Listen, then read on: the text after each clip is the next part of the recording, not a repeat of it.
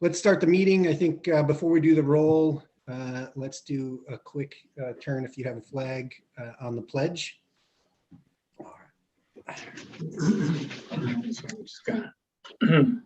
Pledge allegiance to the flag United States of America, and to the republic for which it stands, one nation, under God, indivisible, with liberty and justice for all. All right, thank you very much. We'll do roll call with the committee first. So Dan is here. You can maybe we'll just go around. Elaine, Julie. Hello. I don't. Marcia is going to join us in a bit. I don't see Jimmy. And then it looks like we're joined by some folks from the town, and our liaison Gary Persinger is here. Hello. Bill, do you want to tell us who's with you from the town? Yeah, so from the town, we have Jim Dedes, assistant town manager. We have Dawn Hintz, who's our building official, and Jimmy O'Connor said that he's trying to log on right now. Okay, thanks, Bill, for that report. All right, so first things first, did I cover everybody? I hope I did. Yep. All right. Yeah. We sent out the, oh, I see Jimmy. I see his name. Okay. We sent out the meeting minutes from the January 24th meeting a couple of days ago. And hopefully everybody's had a chance to read those. Anybody either have some discussion or a motion to approve those minutes? Motion to approve. Second. Okay.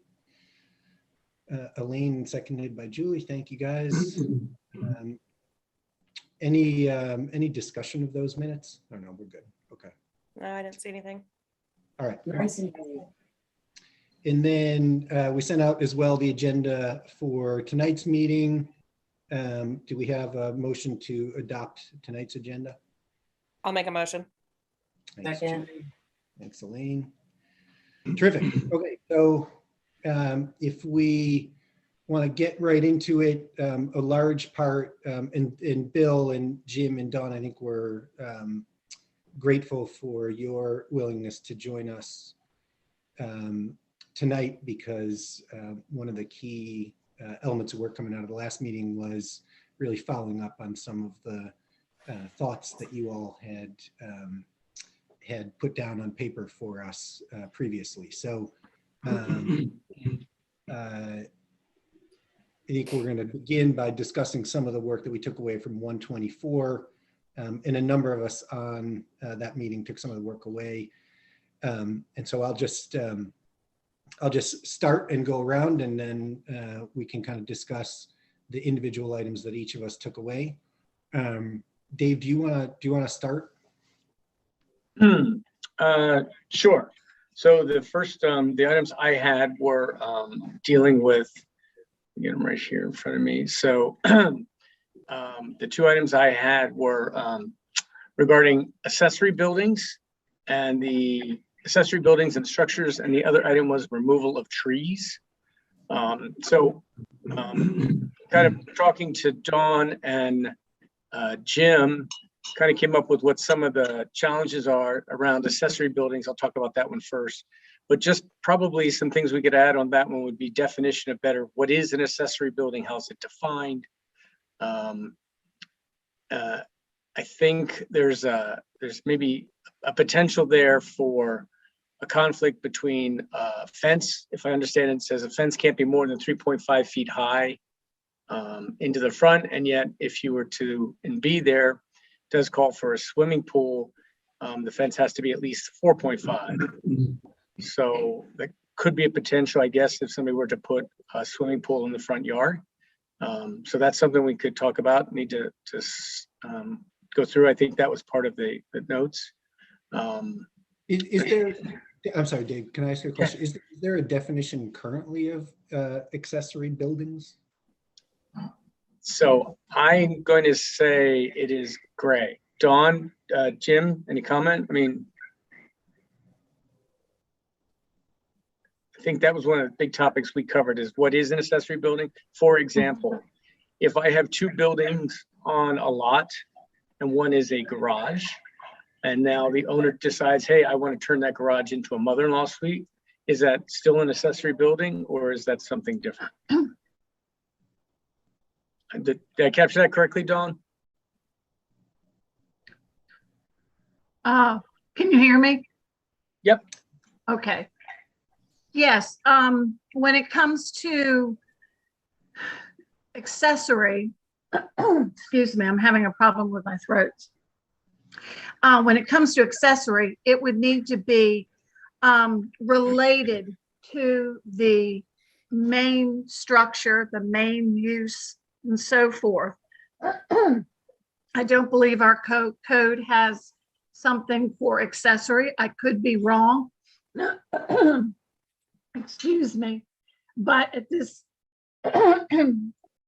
point in time, I have not had any questions from the property owners and so forth under accessory and so forth. Excuse me. So I would look at it as being in need of being incidental to the main use of that parcel, the main structure on that parcel. So that would be accessory. Excuse me. Okay. I hopefully I have a chance to grab a drink of water. Does it matter whether the structure is connected or disconnected from the main house? I'll just say. And from building code standpoint, an accessory structure would have to be detached. Yeah. If anything is attached per the county building code, it is considered all one structure. And then of course, fire regulations and so forth would be involved in constructing that whole structure. But accessory would mean detached. Okay. So if you have a garage that's clearly in the first floor of the house, fine. If you have a garage that's clearly a completely separate building, fine. If you have a garage that's connected by a loose, I don't even know, like a loose walkway that's covered, is that, I mean, I might be going down a rabbit hole here. I'm just trying to get my arms around what the definition of it. Yeah, you're asking a really good clarifying question, Dan. I was going to ask Dawn. So Dawn, if there was a main house and a garage that was separate, is the garage an accessory building? It would be looked at as accessory, yes, and it would be incidental to the structure. Not all single family homes need to have a garage. Not everybody wants one on their property. So it would be accessory. And so when it comes to accessory structures, the code does talk about the size of the structure, 200 square feet or less, and less than 12 feet tall. That kind of accessory structure can go up to 3 feet of the property line. However, if it is larger than that, we've got setbacks that are per zoning district that would need to be applied. So let me ask one more clarifying question there, Dawn. So if I had a house and I decided I wanted to put a garage, I could build a garage, if I understand the way it's worded today, I could build a garage inside the current setbacks, right? Because today they're setback, but today, because of accessories, only 3 feet off the, Correct. right? Mhm. So you could actually build a garage closer inside the setbacks today, using that definition of what an accessory building is. Not necessarily. It depends upon the size of that accessory structure. If a 200 square feet is not very large, 12 feet in height is not very tall. So could it be done? I'm sure it could. But at the same time, I would have to see the construction drawings in order to be able to make a determination where it would be allowed to be on that parcel. Okay. Ask a question? Yeah, Gary, go ahead. Yeah, we do have definitions in the code for both accessory building and accessory structure. So I'm a little confused by some of the discussion because just for example, accessory building says a subordinate building or a portion of the main building. So that sounds like an accessory building could in fact be connected under our current code. That's not to say that's the right way to do it, or should be, needs to be left that way. But, I just think some focus needs to be paid here to the existing definitions that we have. Could you figure out where you want to go. Yeah, I'm sorry, Gary. Could you read that back again? Yeah, I didn't read the whole word, but it says a subordinate building or a portion of the main building, the use of which is clearly incidental to or customarily found in connection with the main building or principal use of the land, and except as otherwise provided in this code, located in the same lot or parcel as the main building or principal use of the land. It's a very long one sentence definition. Probably certainly needs some clarification, but the thing that I focused on there was that it could be a portion of the main building in this definition under the current code. Okay. Okay. Dan, Yes, ma'am. when I submitted that particular code, 185-51, the questions had to do with section F and G when it was talking about impervious materials. It talks about those suggested ideas for impervious surface needs to be for driveways, parking spaces, or sidewalks. And then, of course, a lot of folks, some have suggested, well, it is not itemized there about other things such as paved patios and so forth. It's not listed there. So then does a paved patio need to be pervious or impervious? Because a patio brick many times is not pervious. It is the installation excuse me, of that particular product that makes that whole system allowed to drain or be permeable. So then also with that, does resealing an existing driveway constitute replacing with impervious materials? Does it create an impervious surface?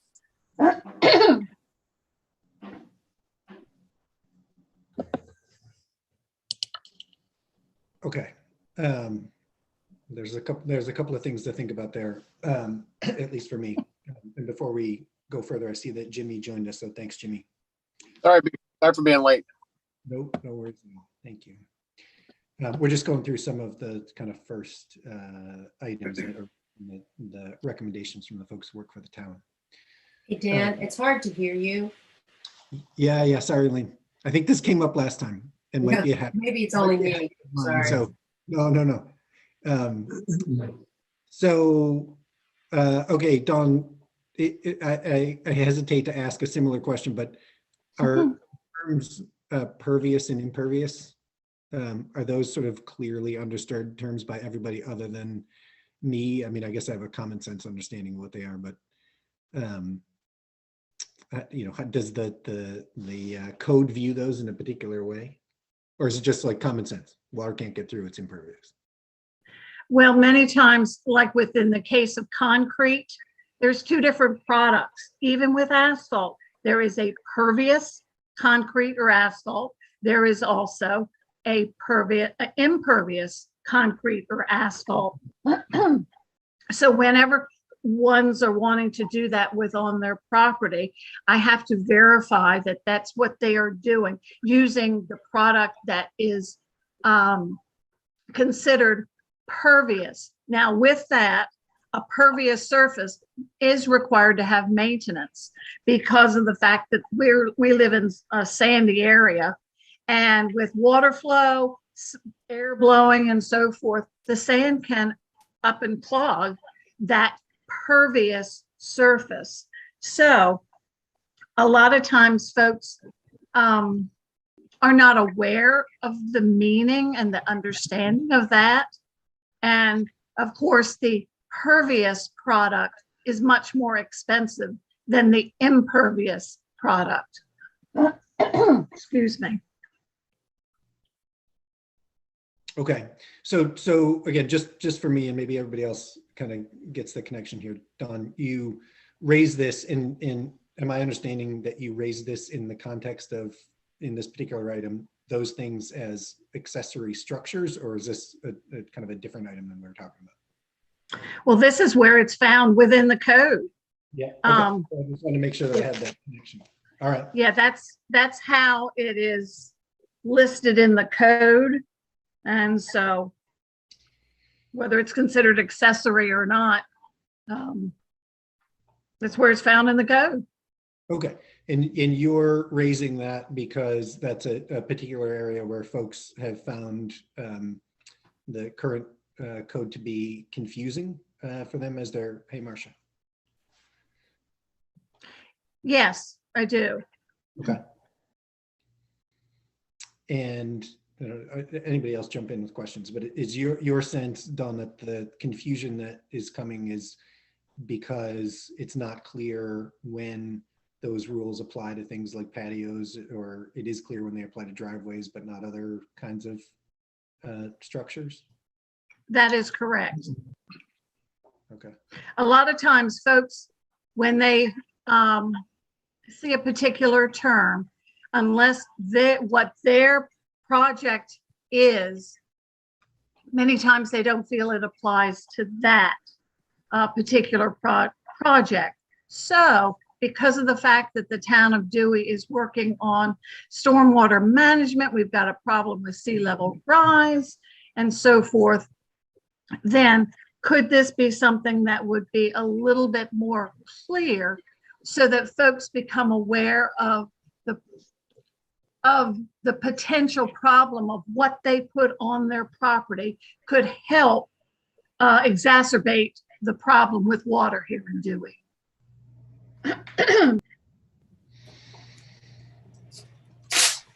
So if I were to ask Don, if there were, I guess just to kind of move through it or just kind of not spend all time on this, but if we were to add some additional clarification words, would that be the right step here that maybe we could work on together? You and I could kind of craft some words and bring it back to the committee and review and see if everybody finds it acceptable. I think that would be kind of the next step on this. Is that? Certainly, we could work together. That'd be fine. Dan, the rest of the group, does that sound like a good way to proceed on this one? Yeah. Yes. Okay. All right, so I'll take that as an action step to work with Don and Jim and just kind of whatever clarity we can get on this. We'll come back next time with maybe some red lines that the group can review. And I guess, and Gary can help me with this, but at some point, I guess, then we could actually move it forward, I guess, through Fred, the town solicitor, to actually make an amendment to the code, right? That would be the yeah, we have to go through the regular process, but this right. This is also zoning, so we'd have to think about perhaps involving planning and zoning, unless the commissioners decided this is really not a significant change. But that's all down the road. You guys need to come to some conclusion on what you think is appropriate wording, and then we go on from there. Okay. Okay. All right, Dave, you wanna move right into trees? Yeah. On the tree, which is 173-2, I think a couple of suggestions that we came up with was just maybe some better communication when trees are being taken down, or coordination, or, you know, the way the code is written is not exactly clear between, if you look at A, where it talks about 20 inches measured 1 foot above the ground, and then it goes on to talk about trees that are not recognized as native species. So I think one of the things that we talked about was a little more clarity is, are we allowed to remove any trees that are native species, or is it just 20 inches? So clarifying that paragraph A, I think, would be helpful. in terms of what's there. Also, I guess the way it's currently is, it doesn't talk much about a tree replacement or where a tree would be replaced. So I think maybe we could add some clarity around how a tree would be replaced. What does another area that's unclear here is how we define immediate harm. Because that also obviously gives, what is that definition for immediate harm? Is there any definition around, forgive me, is there any different definition around that now? Or it's just a term hanging out there? There's none to my knowledge. Okay. And what just for my curiosity, non-native trees, is there, what is the, I don't even understand, I think, the process around deciding, like a palm tree, I'm assuming is not a native tree, but other than that example, there's sort of a list of things that are native and not? There is a list, right? And I've seen there is a list of Correct. trees. Okay. It's an addendum to this particular code section 173-2. There's an addendum to it, and it has a list of, oh my, maybe 25 trees and shrubs that are recognized by the state of Delaware. So that's what has been attached to this code section. Excuse me. So therefore, are they considered the only native trees? And of course, native would be those that are basically here within the state of Delaware, not been imported from Florida, palm trees, that type thing. Dawn, it's Jim. Yes. Do you mind? There was a question about, it seemed to be conflicting that there's an area in the code that says that you can remove a non-native species of 20 inches, but and there's a section that says you got to get a permit for it. And I think we need some clarification on that. 20 inches in circumference and so forth cannot be removed, but it says non-native species can be removed. So, you know, we get calls periodically that from the town saying somebody's removing a tree. And one of the problems that we have had is determining whether it's non-native or not. So we have to get an arborist out there to help us with that. And secondly, that, you know, when people do call in and they remove a tree, they don't let us know. Whoever is removing it doesn't let us know. And we've had arborists or companies that are affiliated with arborists tell us that it's a non-native species, so we can take it down. So I think we just need to tighten up on that language, that maybe any tree in 20 inches of circumference has to get a permit and approval. And then we can determine whether it's non-native or not at that point. Dawn, correct me if I'm wrong on that.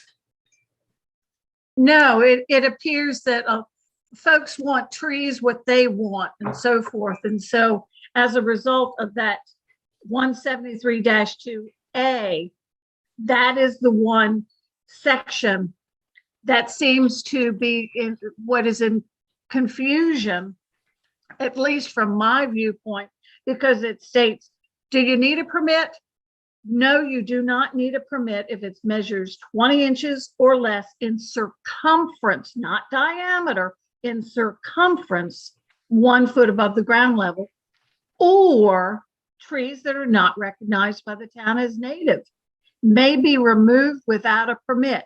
There's no specific information on that particular portion of the code. And so therefore, can it then go into the next section of B and C where it talks about certain trees, all trees, are they all native, all non-native?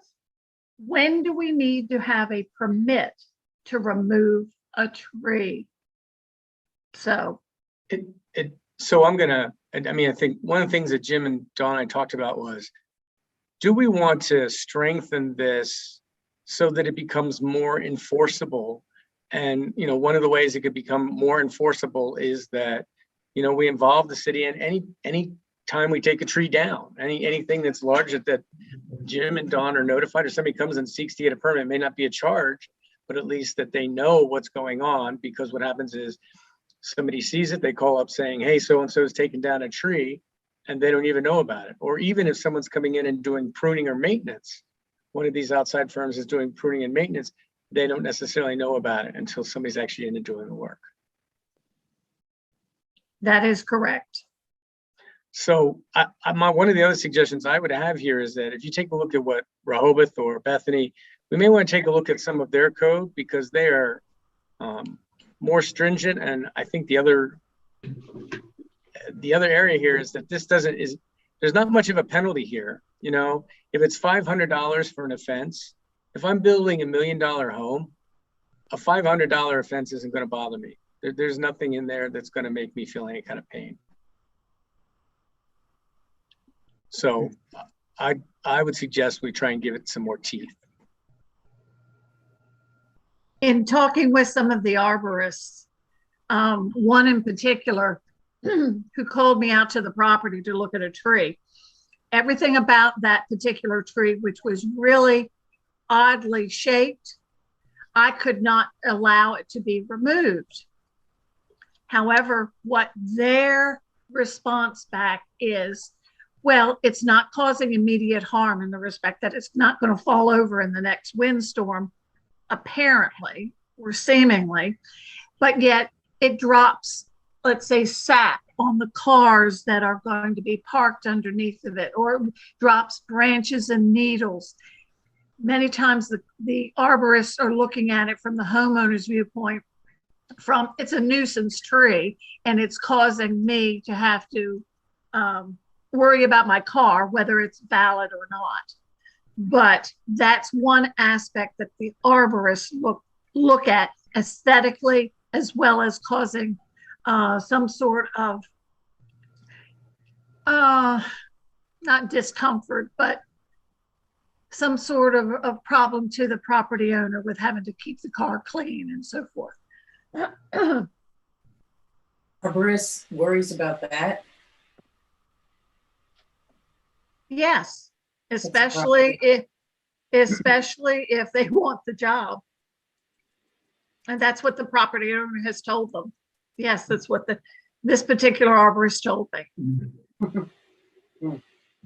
Like to see his professional background.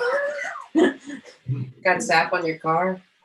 But that is the case, right? I mean, these people, this arborist, whoever's coming in, is there's financial gain on their part to remove the tree. Which I think is kind of what Don and Jim are getting to, is that they're not approaching this from they're putting money in their pocket, not necessarily whether or not the tree makes sense, not whether or not the tree actually fits in with the character of the town or anything like that. So I think that's. I'd be curious to hear what people that live down at that end where all of the trees, some of the, you know, that's the beauty of your area, where my area, there's no trees. So it's not really an issue. But if the intent was with our charter and to keep that, I think that you can simplify this code, and if you are by the kind of feet and different kinds of measurements that you already have here, and just have it always where you have to get a permit. And then you might, you can't charge, $100,000 just because somebody's building $1 million house. It's just to show that there's a love of trees. And I think that that's like a kind of a PR thing. A lot of people want to keep the trees, and they want to keep them in that area where you have a lot of trees. That's what makes your area special. Right. So that's what I would suggest. Could I, go ahead. Go ahead, Marcia. I just want to try to add some balance to this in terms of the perspective of how we look at it, because, as an example, I'm in the North End. Most of my places are in the North End, and we do have the majority of trees up there. I'm personally in favor of preserving the trees, but like I just did a Google search, does tree sap damage your car? So I think it might be difficult, because I think there's some legitimacy to if you have a driveway that's established, or you buy a house with a driveway that's established, or, you know, you have a established driveway and there is a single tree over it that is dripping considerable amounts of sap on the car, it does damage the car. I mean, I'm looking at site after site. Tree sap shrinks over time, and as they shrink, they create stress to the car's finish because of the strong bond with the paint. Well, And that's what a car wash is for. what? That's what a car wash is for if you move into that area. I'm just saying that I understand what you're saying, that it just seems to me that if you move into the North End, you know that that's the case and you get your car washed. And that's, I the whole car wash argument, it really unsettles me. I can understand other things, but not the. How many times do we have that happen? I mean, how much of an issue is this, I guess? Because I have to think, I want us to all think introspectively. If you were on the North End, and for an example, I probably have 20 pine trees on my lot, and one might be over my driveway. I don't like it when there is an issue and we take a black and white approach that we're saving every tree. Sometimes it's just not possible to save every tree. And when there's a legitimate concern over your property, whether it's your house and dripping sap on your roof is an issue with roofs and the destruction of shingles, or whether it's your car's finish, I think we have to take a reasonable approach to the situation, to not say, well, you moved in there and there's a tree and it's going to ruin the finish of your $20,000 or $50,000 car or your $10,000 car. I mean, I just feel like we have to take a more nurturing, reasonable approach, because otherwise we start to be pegged as, and I think we hear it everywhere. My God, we're turning into Rehoboth Beach. And we know builders won't build in Rehoboth Beach. I know contractors that won't do electrical work in Rehoboth Beach. It's gotten to be so absurd, in not my opinion, but in what you're hearing. And I want us to nurture the fact of what people think about the reputation of Rehoboth Beach in that way, and that we're a different kind of community. And I don't want to see someone's car ruined because their driveway is designated there and they can't move it. It's one thing if they can move their driveway entrance outside of the path of continuous sap. It's not about going to a car wash when your car has massive amounts of sap from a tree, and all trees don't drop at the same rate. I just think we have to be a little more sensitive to that. Marcia, I am not in favor of seeing people cut down trees, but we got to have some neutral sensitivity. If someone's car is being damaged every other day by tree sap, that it is a problem.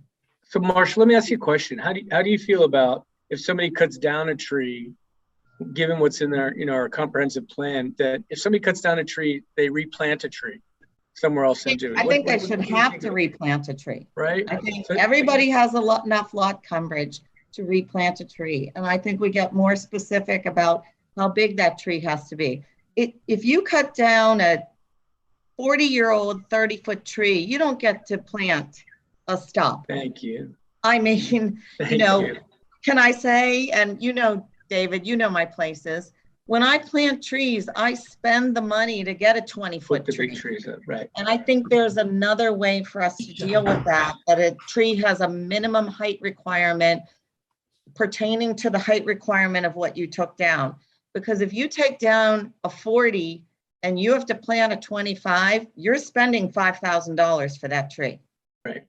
Or don't take down the 40. The thoughtful process of coming up with something where it's not a ridiculously draconian kind of thing where you can't take the tree down because the trees.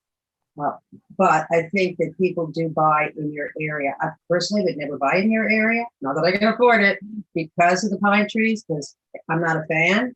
but most people are buying in that area because of that. So I think that the code, however, because you have a passion for it, Marcia, but you obviously also understand what makes your area attractive to people. You should work on the language, and I'd be more than willing, my own vote, to vote for something that made sense, but was also fair. And taking down a tree and planting an equal tree to the same size, or it sounds like an interesting concept. That's my 2 cents. Yeah, I don't think you can necessarily plant the same size, but I do think there should be some, and these things are complicated, but when we have issues like in the north end with trees, that is something that deserves a lot of attention and a lot of thought process. And so we certainly don't want someone with a car under a tree that is going to, for the life of them living there, damage their car. But the alternative is, you can't take down a 40 pine tree and plant a 40, but you can plant a 20. And you're going to pay a lot of money to have that hauled in. But you make that choice being permitted to take down the 40-foot tree. Or you make the choice that you will ruin your car's finish. But you do give an alternative, and you're right. There are old cottages up there that people paid $100,000 for. And the choices are going to be different in their world, but the ones paying $1 million, you need to put in a $5,000 tree. I just want us to be more broad and more thoughtful, that we're not just saying, we don't really care, you can't take down the tree. And trees are something that deserve a lot of attention in the north end, and let's make it a really strong, that there's alternatives for people who truly do have issues. So can I just ask us to bring this back, I think, to the start of this conversation, and then see if we can figure out a path forward. So it sounded like we started talking about language around native and not native and sizes, and then we worked ourselves into a conversation about what some alternatives might be that would give homeowners some options. So is the takeaway here to go? It sounds like a couple of people have done some thinking around this, and so I don't know, Dave, if the takeaway is to go do some work on some of those alternatives, as well as tightening up the language around what might be confusing around native and go from there. Yeah, I'd be happy to take that, and as long as Marcia agrees to work with me on it, because I understand your point, Marcia, and I don't want to not acknowledge that, because there is something to be said for that. And I think maybe you and I are closer to the same page than I first started with. So yeah, thank you. I would be happy to. Yeah. So so that's good, Dan. If I can take that and take the same track, we'll work on the code with Dawn and Jim, and just see what we can do first to help make it clearer, and then maybe seduce some things we could do around giving it some teeth, or at least giving some way of preserving what's the tree coverage that we have. Okay. All right. Sounds good. I realized when I picked Dave that I started in the middle of this list, so I'm sorry for that. I didn't mean, Julie, to skip ahead of the couple of items at the beginning. So Julie, is it okay if we come to you and start with items one and two? I will tell you, because of the double homicide and my almost 300 count indictment that I had to get in front of the grand jury, I am woefully unprepared tonight. So if you want to skip on, I would like to get Jim and Dawn's input though about the building permit, the reconciliation of 185.80 and 71.3 with regard to the building permits and the renewal, the $50, because I know we talked some last week about the fact that, is $50 to renew a license really, when we're talking about a building permit that might cost, hundreds and hundreds and hundreds of dollars, is it, or even thousands, should we, number one, consider if the renewal fee should be based on a percentage of the actual business license versus just a flat fee? And then also, should it be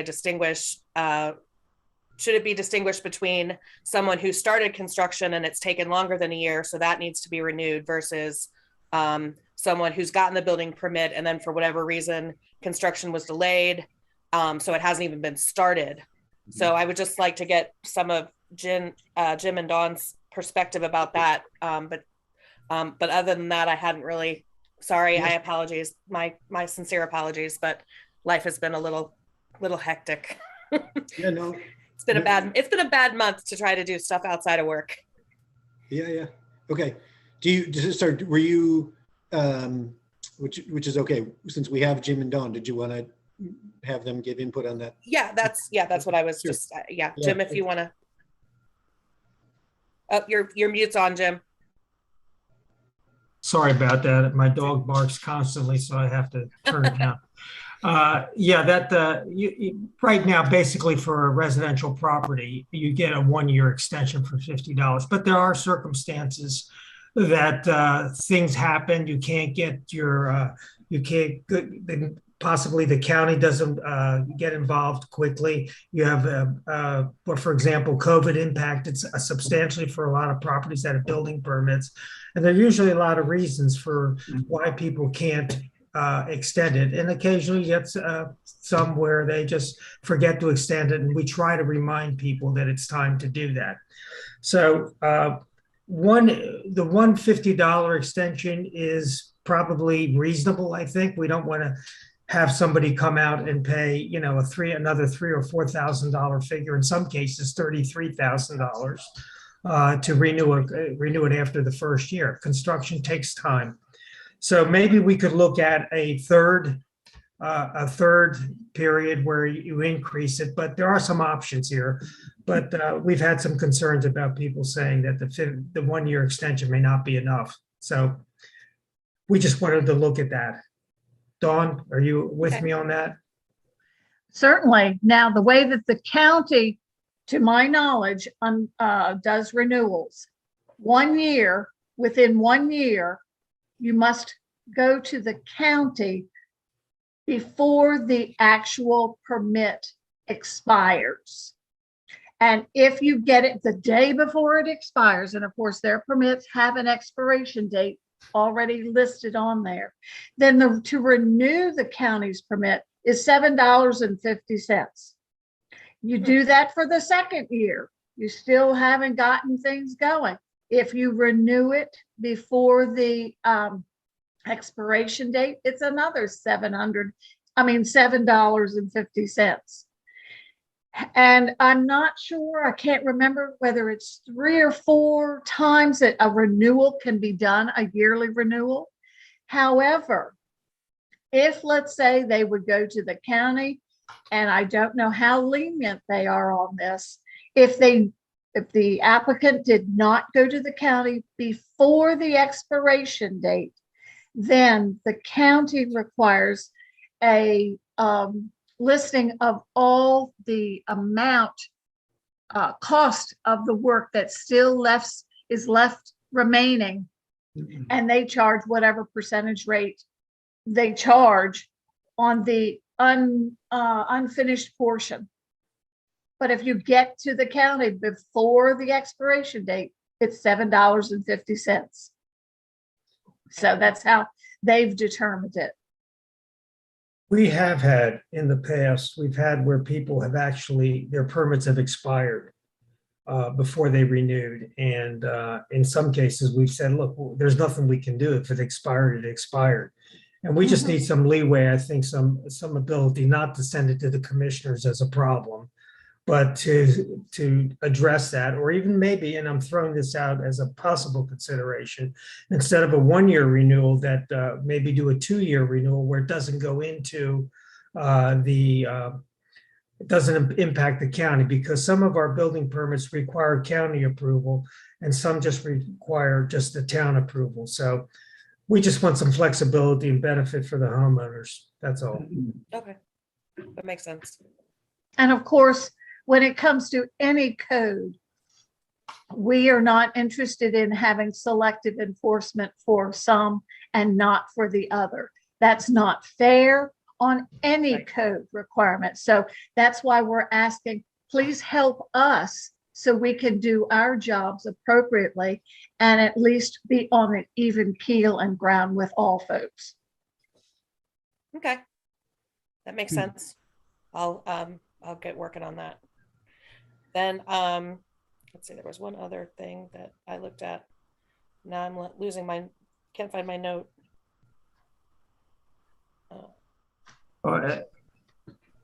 Julie, Yes. if you don't mind, I'll go through a couple that I Okay. think we submitted the fall with. Okay, One thanks, was, Jim. I threw it in because it was a consideration the commissioners wanted to, it was originally sent to the planning commission to look at no swimming pools in front yard in the NR district.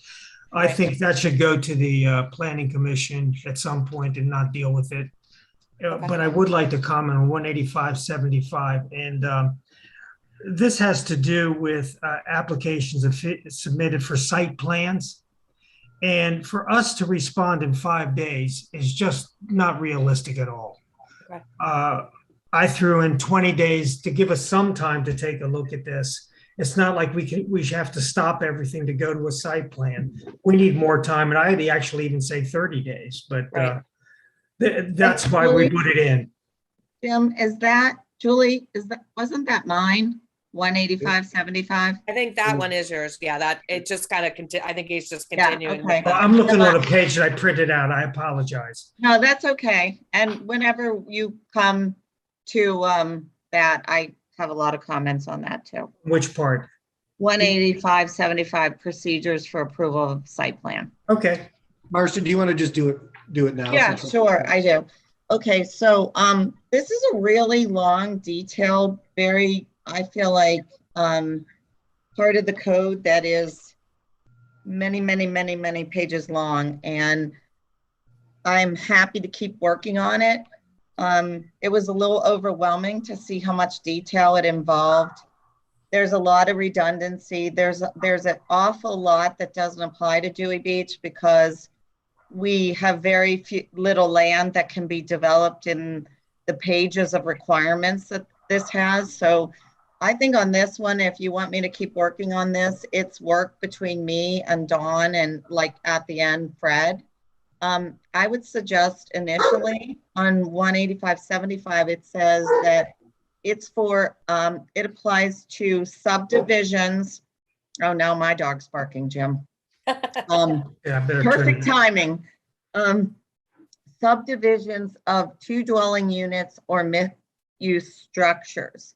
So if someone was dividing a single large lot into 2 dwelling units, it also loops them into someone who's developing like Ruddertown with, 200 units. And so my first suggestion we should separate out 2 dwelling units or less, because there are still a lot of large 100 by 100 parcels that can be divided into 2. And when you look at those, 80% of this section doesn't apply. So I would like to make it simpler for a property owner that owns a 100 by 100 lot and wants to divide it into 2 50 by 100s. I think that it gets really confusing, and there's like almost 100 items, of which 80 apply to really large developments like Ruddertown. And I think we'll get more compliance if we divide it out. So it's simple when a property owner has a large lot that they want to divide in 2. When it's more than 2, then you fall into these standards. But even when you fall into those standards, say you had a 150 by 100 foot lot and you could divide into 3. I don't think this section is meant to deal with single family home lot divisions that are larger lots. I think 80% of what's under here is meant to deal with commercial developments like in Ruddertown, and I'd like to start working on, say, them separated out so that families who maybe have owned a large parcel and want to divide it into 2 or 3 conforming 100 by 50 foot lots have a very clean 1 page that applies to them. And then you look at mixed use commercial, which is what a lot of this is. So that's the first thing I'd like to get our heads around. the second thing is a lot of the verbiage through here keeps saying your application will go to the town commissioners initially. And I think that all has to be changed. It'll go to the town building official, because the town commissioners don't have any background or expertise in looking at or determining whether an applicant has met the requirements of submission. And so I want to divide it out, because as I started going through it and making my edits, I kept, I was thinking as I read through it, oh, this is about approving the initial phase of the division and construction, but it's really about approving the subdivision of the land and separate from the construction. And so all throughout this document, and I'll send it to everybody, I've just kind of redlined throughout this document where there's redundancy or where they're saying that you need to make the application to the town commissioners. And then sometimes it says you need to make the application to the building official, but it's contrary and contradicting in many places. I think it should all be the building official, and we need to remove the applications to the town commissioners completely. So there was a whole cleanup of that took a lot of time. Jim, I did change that to 30 working days. I felt like and again, we're talking about separating this out. For someone who wants to divide a big lot into 2 residential lots conforming, 30 working days may not be necessary, but certainly 5 is ridiculous. So 15, 20 as a minimum, and then 30. But again, I think it's, this is like in 18575 number 1, I had a comment that they're saying we're going to review proper form and contains the required information. It's not really a review, and people are thinking it's a review. It's a review of the checklists in item 3. Do they have the forms, the survey plan, the engineer plan? It's reviewing that the checklist is complete. The review comes later of whether they meet criteria and code. And so I think that has to be cleaner and more clarified. Hold on. There's a lot of places in this language where it says the review on face value that I've taken out because that's interpretational and we want to stop doing that. I don't know what face value means, but I don't think it's a good thing in the code because it just opens to interpretation. There are some places, and I didn't want to submit this because I think this is going to take a lot of time. And this is a big section that could take months, and it's going to require getting Fred involved too. Marcia, I think that there are places where, like number 9, it says any proposed zoning changes would go to the commissioners, or any proposed changes to the plan would go to the commissioners. And that really should go to the Board of Adjustment or to the building official. It keeps going back to submitting these things to the commissioners when the commissioners are a legislative body, not a code review or an application review body. And so I think cleaning that up, just give me a second. Like there's a section 21. We have to submit sanitary sewage disposal method as an example. This wouldn't apply to someone who's dividing 100 by 100 foot lot. And so many sections just don't apply for someone who's dividing into 2 properties, which is what this section says. So I'd like if we could just keep this as a fluid section that I work on, but it's gonna take a lot of work. And so I'm sorry, I didn't mean to interrupt you. That's kind of my big picture of that. When I started actually working on it, I was like, oh, why did I volunteer for this? Well, I mean, I think you, I see you, Gary. I have one comment and then I'll come to you. So I think we knew some of these were going to result in easier or more speedy recommendations, and others, lucky you, Marcia, we're going to take a little bit longer, or a lot longer. So I don't think that will be a surprise, and as long as we can, knock some of the other quicker ones out, and I may get to one or two here in a minute. That sounds good. Gary, I saw you had your hand raised. I'm not suggesting we discuss this any further. I just kind of a point of information. Just recall that this section, procedures for approval of site plan, is not just about two dwelling units or any mixed use structure. It's also tied back into, if nothing else, the conditional use process, where you have a business owner who has to go through a conditional use process and has to submit a site plan. It does go to the commissioners. It does involve P&Z, the way the code is currently structured. And even for that situation where a business owner is going through some of this, all of those site plan requirements may not apply.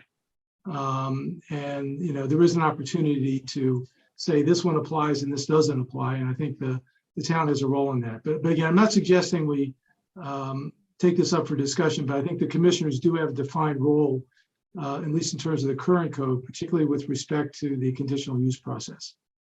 I agree, Gary, with conditional use. What I think how we can separate this out is, let's get the small residential lots that are subdividing into another place where they might have 10 requirements versus there's like 100 listed here.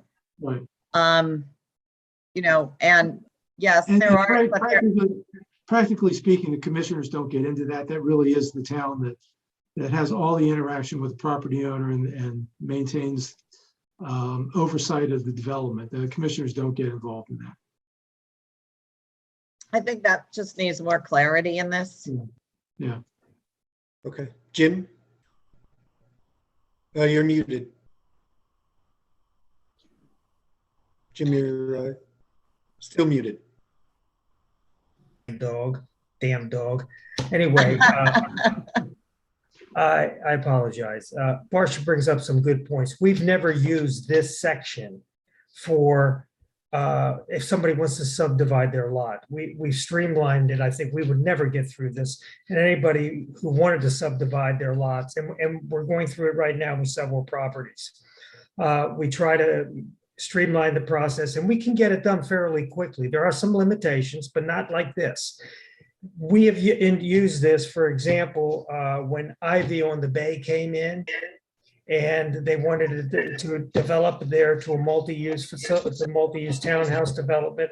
That's where we've applied it. And I don't recall any, with the exception of the Ruddertown, I don't recall during my time here that we've used this for any other subdivision. So I think there ought to be some separation, one for NR district, make it simple.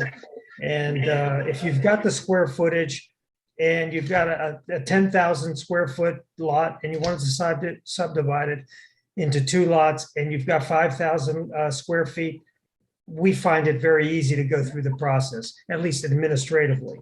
Homeowners may not, but we find it pretty easy, as certainly compared to this section. Enough of my comments. So thank you, Jim. So Marcia, just in terms of the path forward, which might be I take your point, a longer path forward. Do you, I think what I heard you kind of say was there's some cleanup of language. There's maybe some conceptual stuff around your idea of splitting the smaller work from the larger work and what might apply to both. And then stuff like the recommendations on, going straight to the commissioners as opposed to something else. Do you need something? Do you need somebody else among this group to jump in, or? Well, I wouldn't mind if I'd like to keep going through the document and finish kind of my cuts. A lot of them just say question mark, and I have a question of what that happens. So I wouldn't mind if the first round would be Gary and I talk after I get through it so we can divide out what actually can go to the commissioners and what is incorrectly stated. That would be a great first stop. And then I think it's really sitting down and it's going to take a while to go through it, sitting down and looking at what actually applies to a residential owner that just wants to divide their lot. And let's get a section that's just kind of simple for them so that we don't overwhelm them. And like Jim said, it's a pretty simple process. If you have 100 by 100 and you meet the frontage and you know, all the other terms, but it's certainly not this. And I don't, when I really read through it, I can't even imagine outside of other town when we've ever used it. So Do you want to? I'll just keep plugging through it. And if I could just reach out to Gary when I'm ready to get some clarity on that, that would be, I think, the next step. Sure, that works for me. Okay. Do you want to trade me for the smoke detector one? Because that one seems pretty easy. I would love to do that. I mean, we tried to assign stuff to Jimmy last time, but it didn't work. Thanks. Yeah. That's because he's giving us all free crab cakes. That's it. Four. Is that what we put in the minutes? That's right. Okay. Don't. Marcia, I know you, that one seems like a lot of work. I don't know if you had any time to look at 18578, or if you want to talk about that one or next time. Yeah, I did kind of the same thing. It also needs sort of relief to the single family property owners. I just need a lot more time to work at these. I have a lot of red lines there. Just to pull a couple things out, like one of the sections, I do think we need to divide it out for residential property owners that want to divide their lots. A lot of it applies to large developments, and you know, a couple things jumped out. Like there was a section that said you can't have a driveway more than 50 feet from an intersection, and we need to understand in it, how do we define an intersection? From what point to what point? Where does the intersection begin? Because we have roads like Bayard and King Charles and Hey, Marcia, now you're getting into my driveways. No, it's not. No, this is not about driveways. This is about already right-of-ways. What I'm saying is, we say you can't have a driveway more than 50 feet from an intersection because of right-of-ways, but right-of-ways are all different in our town on all the roads. And what we don't want to do is have a property owner that's on a corner not be permitted to have a driveway because they're in one of those positions that has a smaller right-of-way. So it's just going to need more time. Okay. All right. Any other questions or comments on either one of those? No, Dan, I just had one more thing about building permits that I had a question for Jim and Dawn, and then I'm done. Okay. The ICC regulations that you suggested, Jim, that, you know, in the permitting process, you kind of look at that as a guide to see if it's about the valuation is kind of in the ballpark. Well, it's funny you bring that up because there is a format that you can use. And I remember when our former town manager, Scott Koenig, asked us to look into it. I applied the standard based upon permits that we had approved. If I used the 2012 guidelines that were there, the town would have lost revenue based upon the appraisal process they adapted. We have adopted the 2012 because that's what the county has adopted. But there are different appraisals, and you know, my sense is I think we should just leave it alone for the time being. I'm afraid we're going to get into a lot of arguments that may not benefit the town well. I think most people try to do the right thing, and we've gotten some pretty good revenue recently from people doing the right thing. We do, and I know Dawn is really good about asking for the contractors submit their documentation. Where it gets a little funny is when the contractor is a property owner, but for big projects, that just doesn't seem to fly anymore. Okay, thank you. I just wanted some clarification on that. I appreciate it. Okay. Okay, Julie, you're good? All right. So maybe we'll go through a couple of these. One was on 18521 around smoke detectors and the question of adding a requirement to include carbon monoxide alarms. Jim and Dawn, is there anything more complicated than that you want to add to it? I think that's fine. I have no objection to that. Okay. Because many of these properties have fuel-fired appliances, a gas stove, a gas fireplace, attached garage, and so forth. And because carbon monoxide is such a silent killer, it is directly addressed within the IRC and the IBC. So if we're looking out for our properties and our renters and so forth, could we expand it simply to have any residence dwelling that has these fuel-fired appliances? Can we also ask that they have that as a requirement, simply to protect people as best as possible? Marcia, you still want to trade? I just like us, because I'm trying to remember back when I was putting alarms in to places I had installed gas stoves. And I think I remember, and I would, maybe Dawn, you could call one of the propane providers, but I think I remember them telling me that the reason you smell propane is they add a chemical to the propane so that you can smell it because it's scentless. And the carbon monoxide detectors don't necessarily pick up propane because it's a different type of chemical that's added so that you can smell it. And I don't remember if there is a particular type of alarm that is specific to propane or not, but there was some issue where I thought by having carbon monoxide detectors in the house, it was covered. But I feel like I remember them saying, no, it's not. It's a whole different chemical sensing. It could very well be.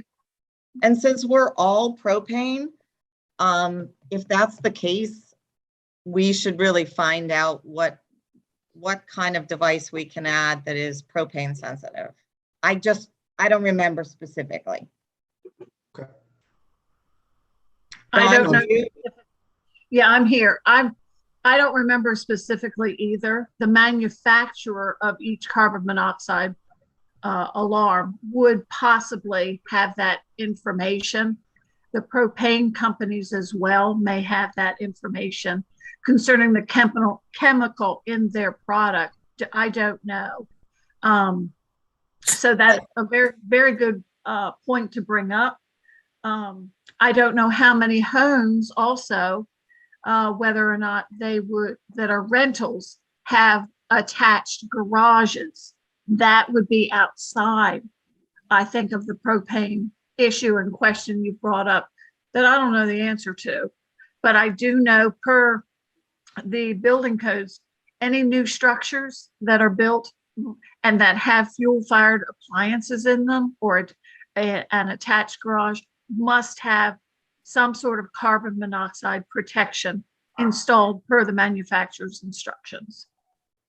And Dawn, the other thing I just recalled, and I should not have forgotten this, but I think it was about a year ago or maybe a little more, a neighbor at my house on the third block of Carolina called me and said, we smell propane. And it was a giant leak in my underground tank. It was in throughout the house. Not a single carbon monoxide alarm went off. It took about 5 fire trucks, several ambulances. They evacuated one entire square block on all sides, and it took them the entire day to essentially blow the propane out of the tank into the air while they hosed it down. And I know not a single detector in my house went off. So I think it's I think it's important we try to figure it out because that's scary.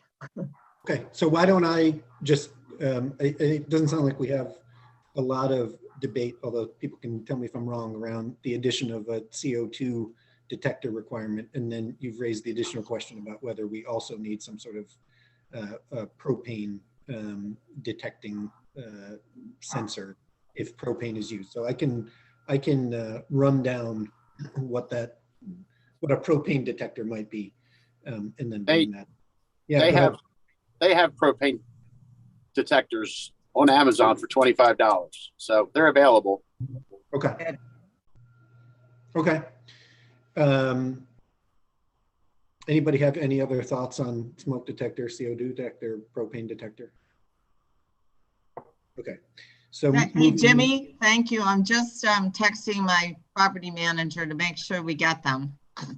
Natural gas and propane detector. No, that incident, I mean, when you think about the neighbors that could have been affected, and if no one had smelled it and somebody, I don't know, lit a match, whatever. Yeah. Scary. I've just received a text from Bill Zolfer, who stated off of Amazon, he has found that there is what's called a propane/natural gas detector, home gas leak alarm tester, sensor sniffer, monitor combustible explosive. It's something off of Amazon. So Bill has done his homework. Well, all right. So Jimmy found it for $25. Bill, what did you find? I don't know. I'm looking at one at $21, $23, $20. All right. So forgive me. I'm gonna keep us moving while you guys Google the cheaper detector. Can I just say 30-second thing? If they're out there, can we put them in the rental application saying, if you have propane, that you need a propane detector? Most people wouldn't know that, and you can buy them on any of the online sites. Found one for $12. Okay. Right. Okay. We have taken a left turn into finding the cheapest detector. Fair enough. Okay. Dave, good luck capturing that part of it. I'll keep it very high level, trust me. Right. Okay.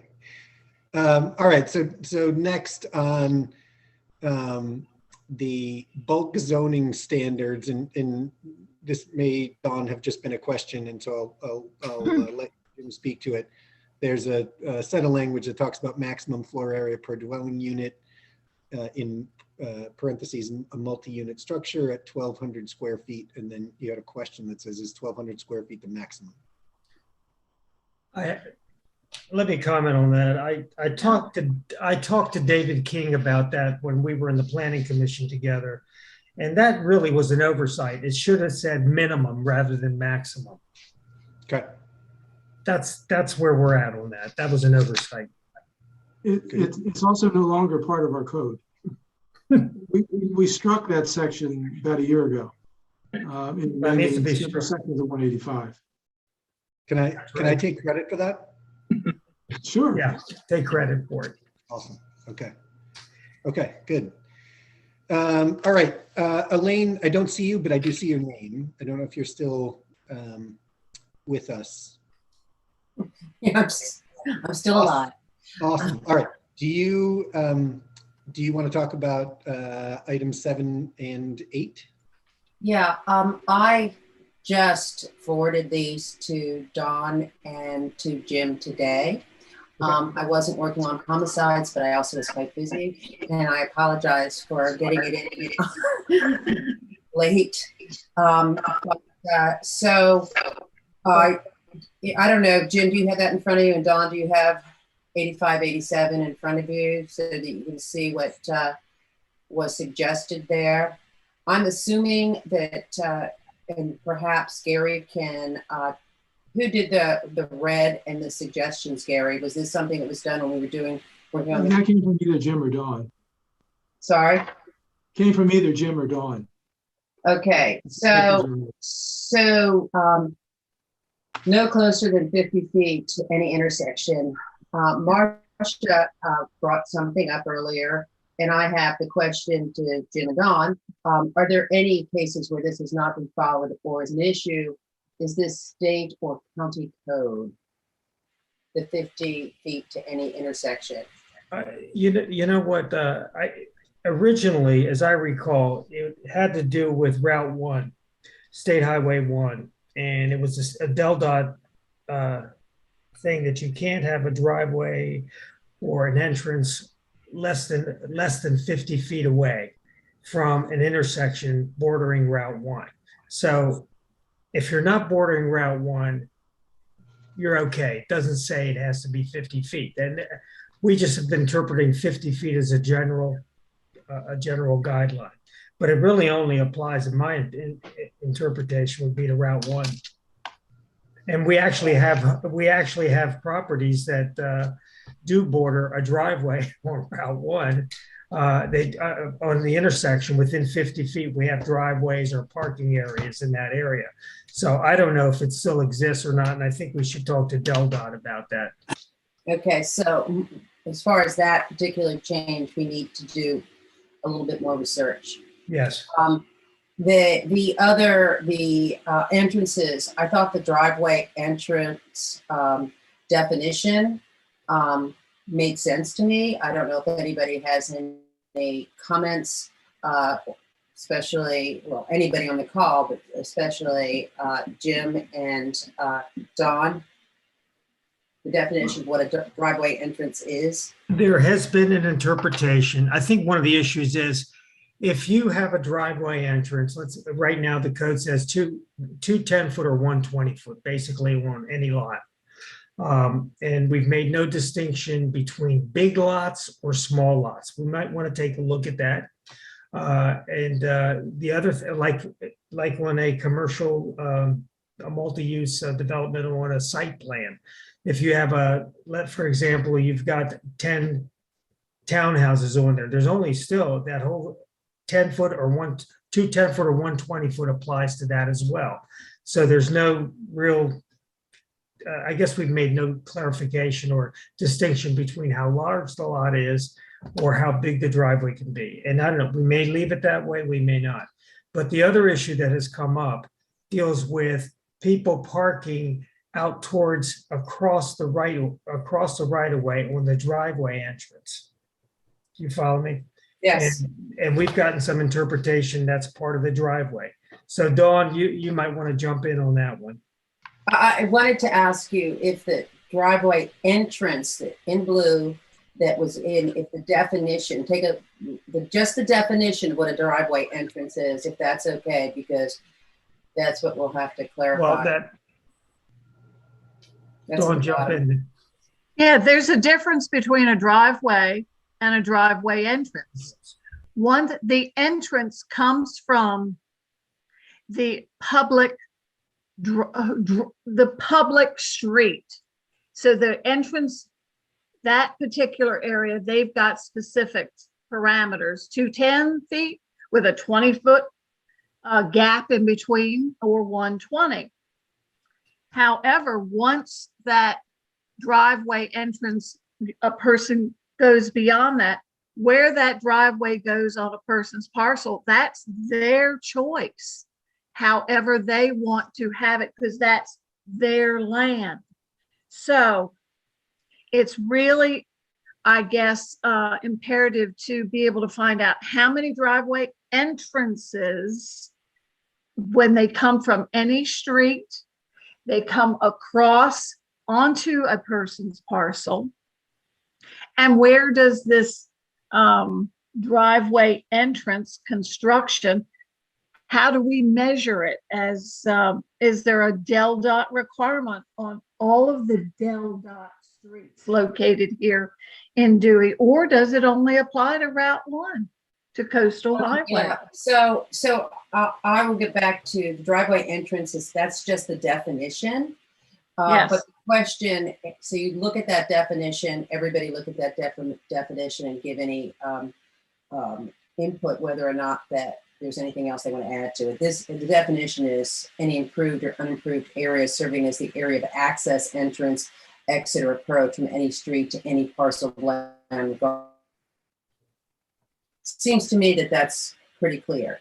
The question is whether or not if someone has, that we're only talking 50 feet, and if they have 50 feet, any parcel is saying that they can take that and they have to have at least 20 feet for a driveway. But I think it says that it can be broken up into two 10-foot wide driveway entrances. So I think that if you have, say, for instance, I don't know, but if there are parcels that have a frontage of more than 50 feet, are there many that have that? Or are there any? There are a few, but not a lot. Mhm. So I think that at this point, that definition seems to be pretty good to me, because I didn't think there was a lot that went to 75 feet. People like, this is definitely something owners of more property, somebody like Marcia, or we could talk to, but you can have two entrances. But you just can't have two 20 feet entrances. You have to have 20 feet. That's what you can do. You can break it up into 10. So if you all look at that, what's already in the code, if you have any problems with that, please let us know. Or any suggestions? Elaine, just a quick question, because I'm trying to capture the notes here. Which piece of the code are you referring to with the driveway entrance? 185-87. Okay. Thank you. Okay, Yeah. Mark brought this up, and this was something gets back to the 50 feet, which we have to find out if it does actually work with anything. But is this a county code? Is this a state code? Is for intersection, and an intersection is the intersection, like for instance, the people coming out of where Pfeiffer's is that considered an intersection? Is it alternative route 1 an intersection? So we need more clarity on the 50 feet, because we can't change anything in our code if it doesn't match state code, and we can find that out, right? No problem. Is that right, Jim? Yeah. I'll follow up, but where the biggest problem, quite frankly, is this: King Charles is a state road, right?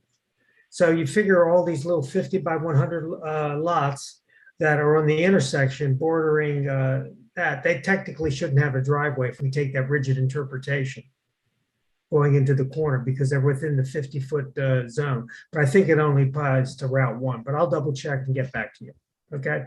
And I would say to that, like, whatever our new code should be consistent with state code, because then you also have that interpretation that people who, whether for or against, our code would be trumped by state code. Right. So then where does the intersection point begin before my you thing. start Where- measuring the 50 feet? So that's what the other question that she brought up, which is there in red, and you all brought up as well, is where does that, we need that clarified, where that intersection in this definition, where does it begin?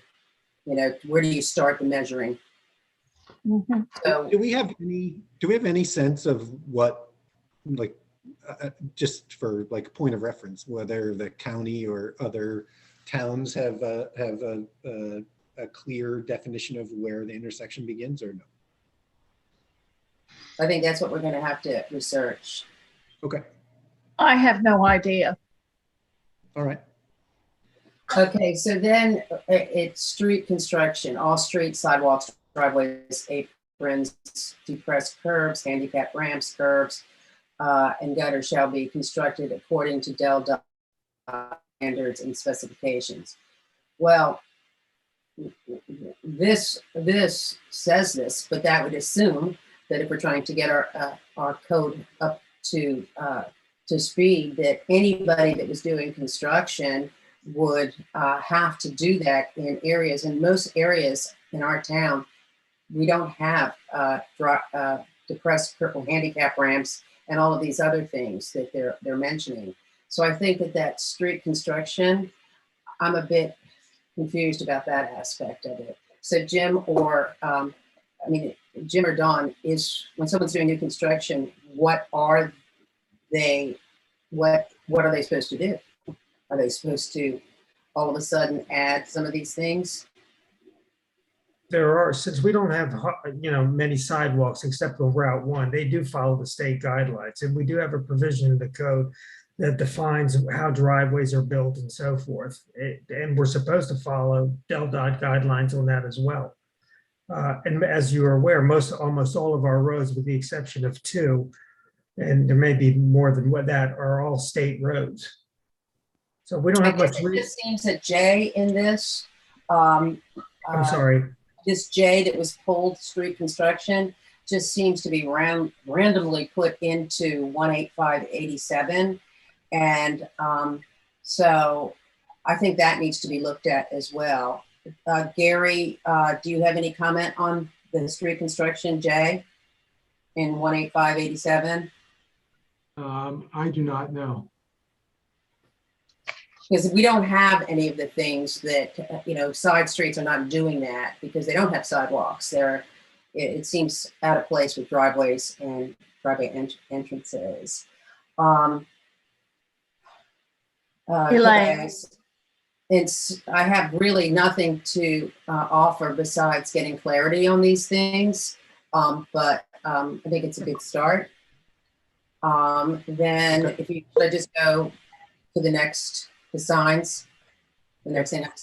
Okay, so the next thing I was responsible for to look at was, and this is 18530. Now, Jimmy, I would think you'd have some feedback on this stuff, but signs lighted in any manner which may constitute a traffic hazard or be a nuisance.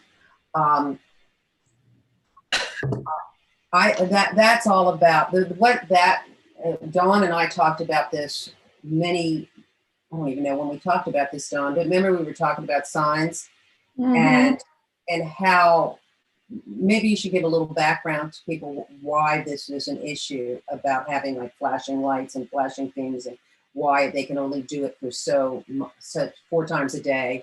Do you want to give a little background to the committee?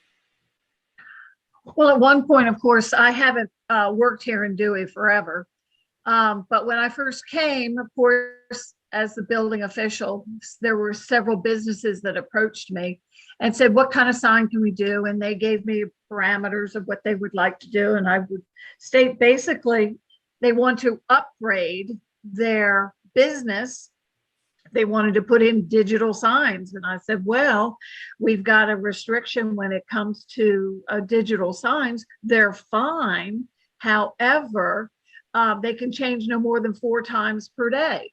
So then the business owner would say, well, look at this one and look at that one. They're before you're going down the street, as you're passing their business by, they've changed twice as you're driving by. So there's an inconsistency with digital signs that have been allowed that are still ongoing now. Ones would like to have digital signs.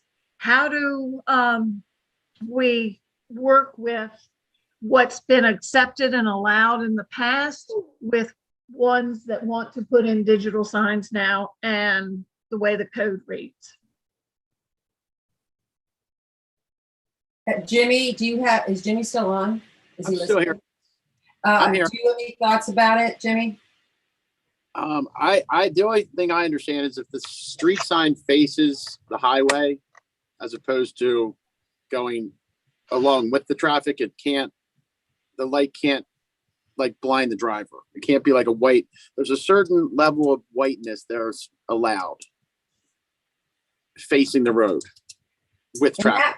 And that was my understanding, Don. I mean, you actually taught me this. So I'll just, you had said that the issue was that, well, first of all, perhaps not wanting the Las Vegas effect, but also the danger of, especially since we have a lot of pedestrians that are out at the businesses, that having drivers being distracted, and that was the reason why. But as you said, that there hasn't been an enforcement. So we can put this, everybody can look at the code, see, is it reasonable? As Jimmy just mentioned, should this be based upon something that isn't distracting drivers down Route 1 by kind of grabbing you like out and, you know, sending pulses out to you or something. So I think this is something that has to be explored because it does have an aesthetic and a traffic safety issue. It seems to be, to me, seems to be working. It doesn't, and when I drive around town, I don't see a lot of, even though they probably do it more than 4 times a day, it doesn't really distracted me. But anybody have any comment about this? Alina, just a question. Is it your sense, I'm just trying to follow this conversation, is your sense that it's less about adjusting the language and more about enforcement, or are you suggesting that we need to adjust the language to make more clear what we're trying to accomplish? Language, and then whatever everybody's comfortable with, enforcement. Okay. Also within that code, 185-30, item number A, uses a term called nuisance. That particular term is open for interpretation big time because of the fact that our code does not have a definition for nuisance. So it's open for a lot of interpretation.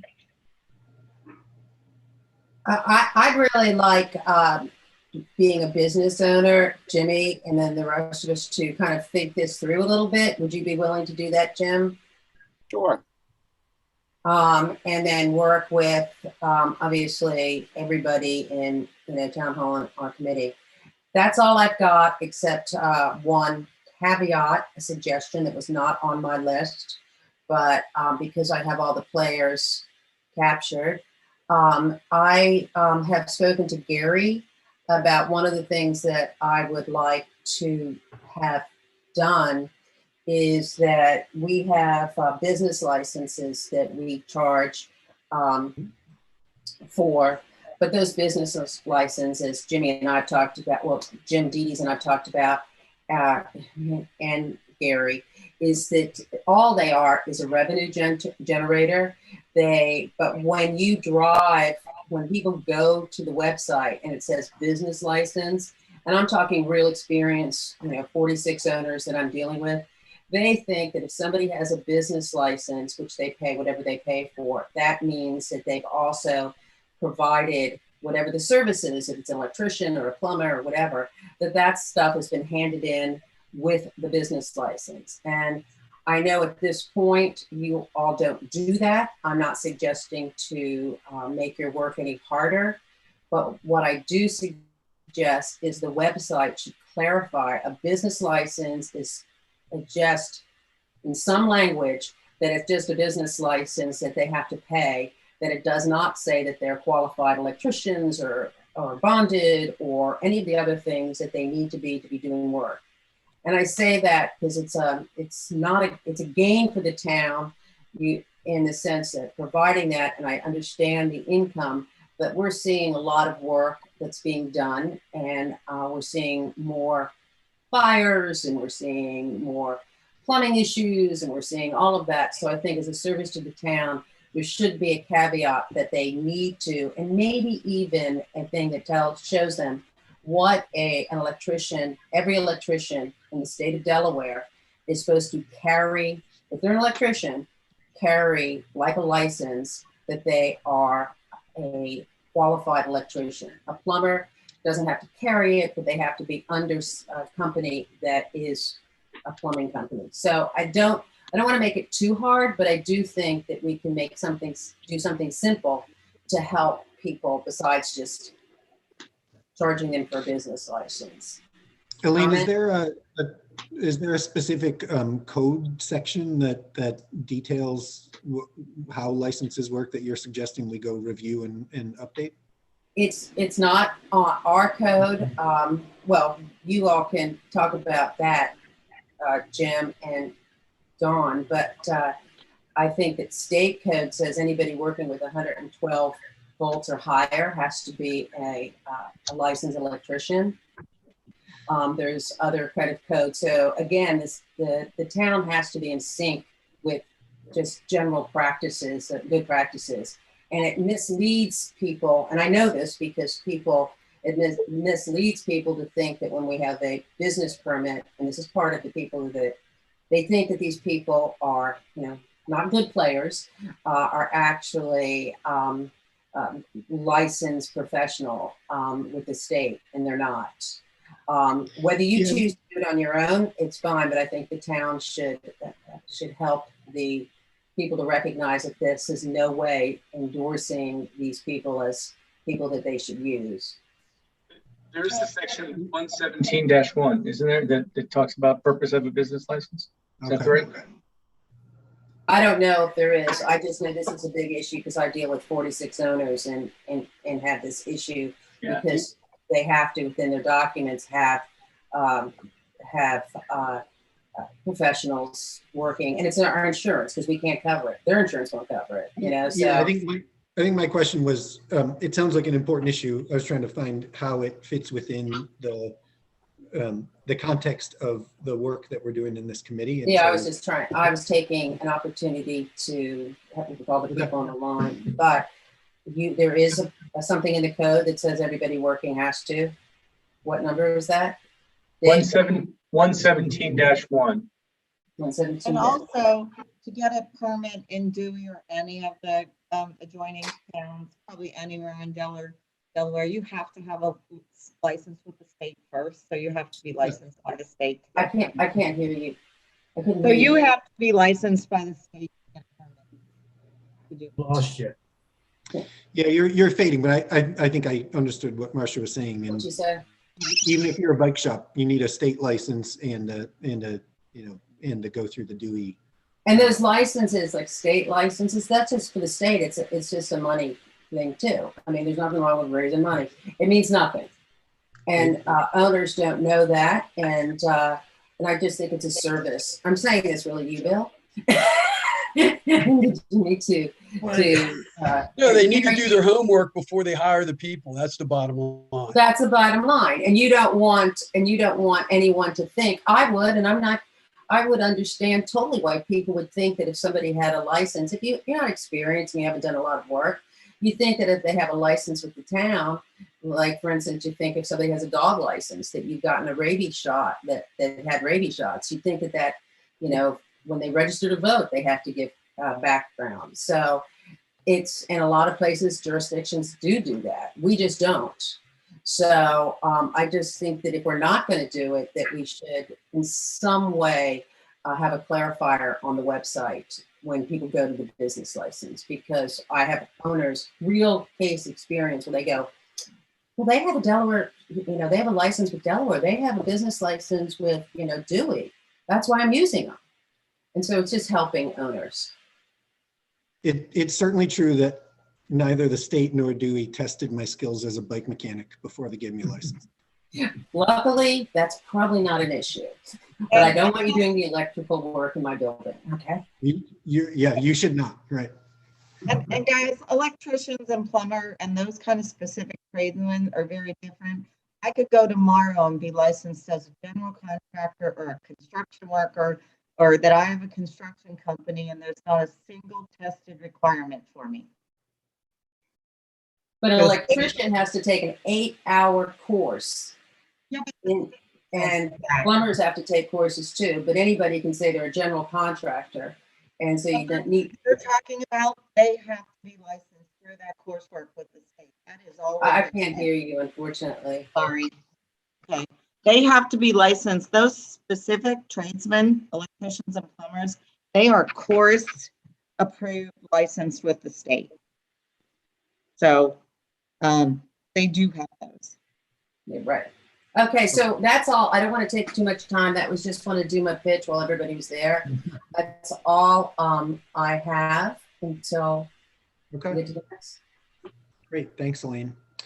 So I haven't had a chance to talk to Jim and Dawn about either 185-35, the off-street parking, or 185-59. So that I have to follow up on that. But while we have you, I do see some edits to the language on 185-35, Jim and Dawn, around the there's some reference to making the requirement for off-street parking match table 2. And I'm sure I have table 2, but I can't find it. So I don't actually know what table 2 says. I think the 185-2 dealt with table 2, and I think we've corrected that. We have. Yes, we have. Awesome. You're off the hook, Dan. Fantastic. Okay. And then 185-59, Jim and Don is, this may be one we just have to follow up on for the next meeting, but damage and destruction of I'm assuming that says non-conforming use. I will hazard to say, I think this is not a very difficult issue. It came up with one of our property owners who who felt that they were not subject to the FEMA requirements. When he had a fire on the property, came down, he felt that he didn't need to apply the FEMA requirements because he was in a commercial area. That did go to court. We ended up winning on that. The attorney that represented the case, Veronica Faust, on behalf of the town, made a strong suggestion that we change that one area to include non-residential, residential and non-residential properties or structures. Simple clarification. Okay. I say simple, but I'm sure I'll be corrected somewhere down the road. But that was the rationale behind that. Gary, go ahead. Yeah, I tend to agree with Jim. I think in this narrow context, I think this is a pretty simple change and one that's warranted.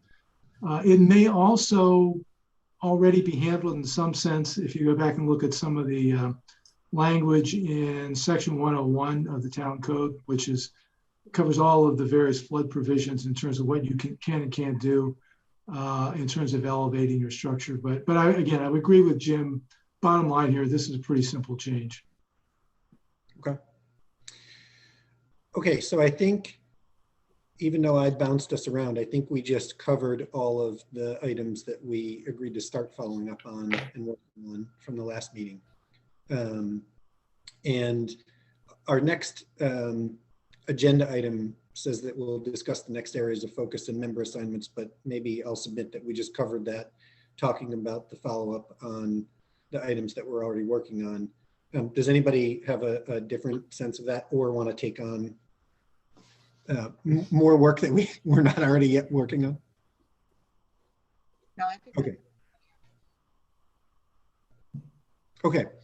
So maybe we'll go around and see if anybody has any other comments. And I'm just going to go around the screen in the order I see you.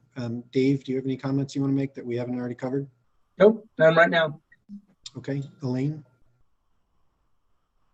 All right, Julie. No, thanks. Jimmy. I don't. No. Marcia. Yeah. Okay. And how about anybody, Bill or Jim or Dawn or Gary, anything that you guys want to add that we haven't covered? No, thanks for your time. No, thank you. We're good. So in terms of the next meeting date, this the kind of Monday evening has worked well for me, and I'll ask you as well. I'm just going to throw out there a month from now on March 28th, same time at 6 o'clock, and see if that works for all of you. Or if it doesn't work for anybody, feel free to shout. Be fine. Good. It's a problem for me in that I'll be out of town, but I can certainly have all the notes done for everybody. If anyone wants to pick up the notes in advance, okay. That's fine. Okay, maybe I'll scribe next time then. Terrific. So then we'll meet on March 28th. Cool. So can I ask for a motion to adjourn today's meeting? I'll make a motion to adjourn. Second. I'll second. Awesome. We're adjourned. Thanks, everybody. Have a Thank great you. night.